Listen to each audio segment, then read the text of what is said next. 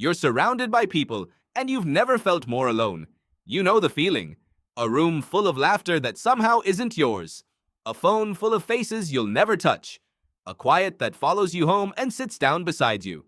You've been told this is a weakness, a flaw to fix, hide, or medicate away. But the real answer is far stranger. That ache in your chest isn't a malfunction.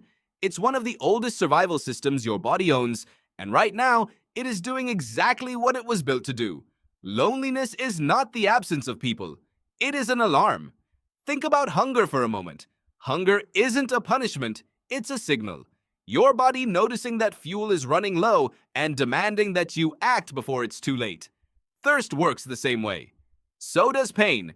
You don't curse the smoke detector for screaming. You thank it, because it caught the fire while there was still time. Loneliness is a smoke detector too. For most of the last 2 million years, your ancestors did not survive alone. A single human on the open savanna was a soft, slow, clawless animal surrounded by things that wanted to eat it. No fangs, no thick hide, no speed. The only thing standing between your bloodline and extinction was the group. So your brain evolved to treat separation from the group as a deadly emergency. When you drifted from your tribe, something inside you was supposed to hurt. That hurt pulled you back. It made you repair the friendship, mend the argument, return to the fire before the dark came. The humans who felt that pain went home.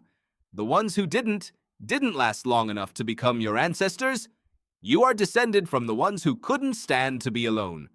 This is the heart of the work done by a neuroscientist named John Cacioppo, who spent his life studying what loneliness actually is.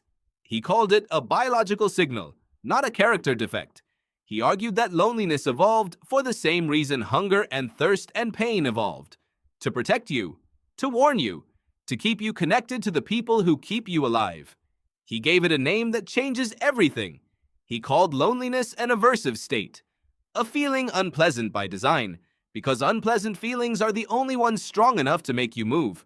So when you feel that hollow ache, your body isn't broken, your body is begging. But here is where it gets strange. If loneliness is just a signal, why does it hurt so much? Why does being left out feel less like a thought and more like a wound? There's a reason for that, and it's buried deep in your skull.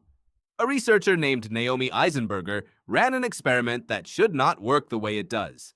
She put people inside a brain scanner and had them play a simple computer game of catch with 2 other players. Then, partway through, the other 2 players stopped throwing the ball to them. Just stopped. Left them out. A small, silly, digital rejection.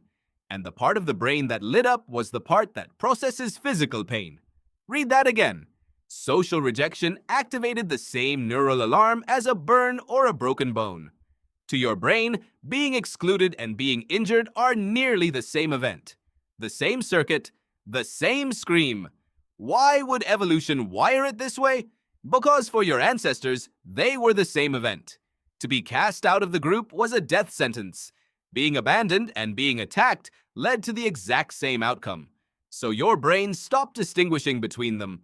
It treats the loss of connection as a literal threat to your life, because for almost all of human history, it was. You're not being dramatic when loneliness feels like pain. You are being accurate.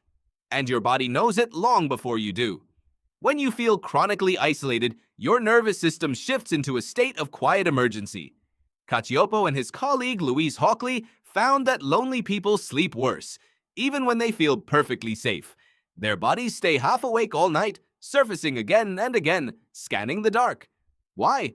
Because a human sleeping alone on the ancient plains was a human with no one to keep watch, no one to wake them when the predator came. So the lonely brain refuses to fully let go. It keeps one eye open. It guards a perimeter that no longer exists. You think you're just a light sleeper.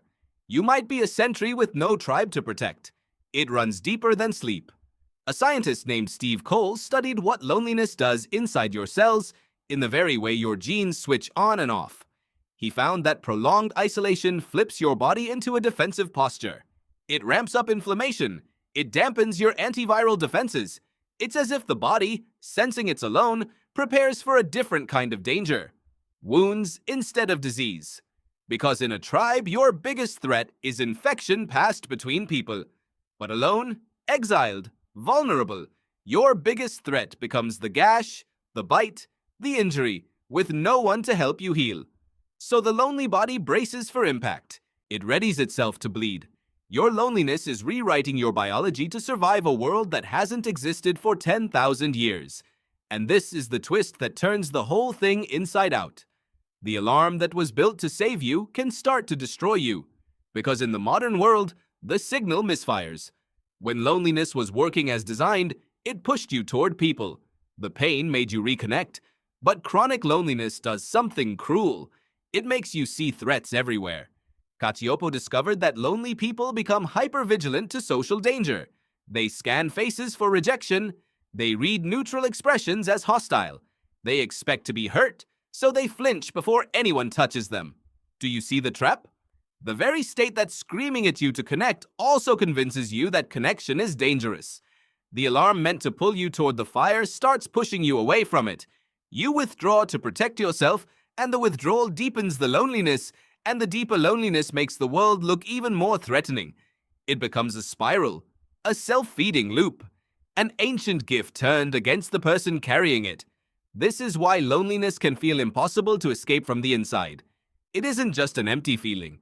It's a lens that distorts everything you see, quietly telling you that reaching out will only get you hurt. But knowing this is the way out.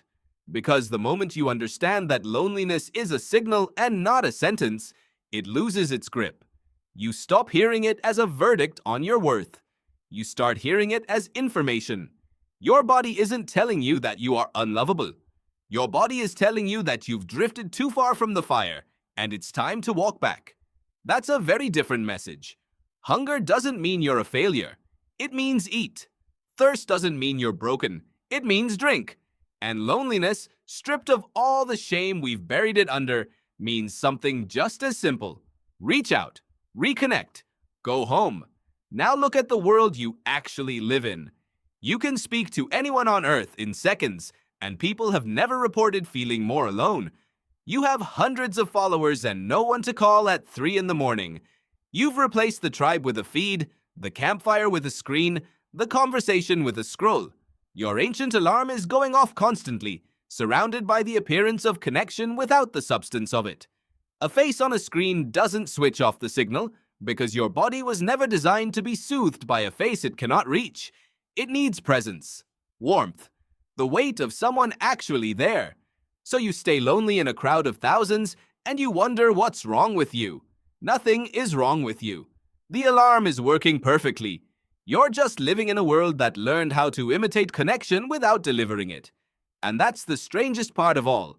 The thing you've been taught to be ashamed of, the loneliness you hide and apologize for, is proof of something extraordinary. It's proof that you are built for each other. That across 2 million years, every ancestor who carried you here was bound to other people so tightly that being apart from them felt like dying. You come from an unbroken line of beings who could not survive alone and would not. That ache you feel is their voice still inside you, the oldest part of you, refusing to let you disappear into the dark by yourself. It isn't weakness, it's the most human thing about you. So the next time the room is full and you feel that hollow open in your chest, don't fight it. Don't shame it. Listen to it. It's not telling you that you're broken. It's telling you that you were never meant to be alone, and somewhere out there, your fire is still burning. You're surrounded by people, and you've never felt more alone. But now you know what that feeling is. Not a flaw, not a failure. A 2 million-year-old hand on your shoulder gently turning you back toward each other.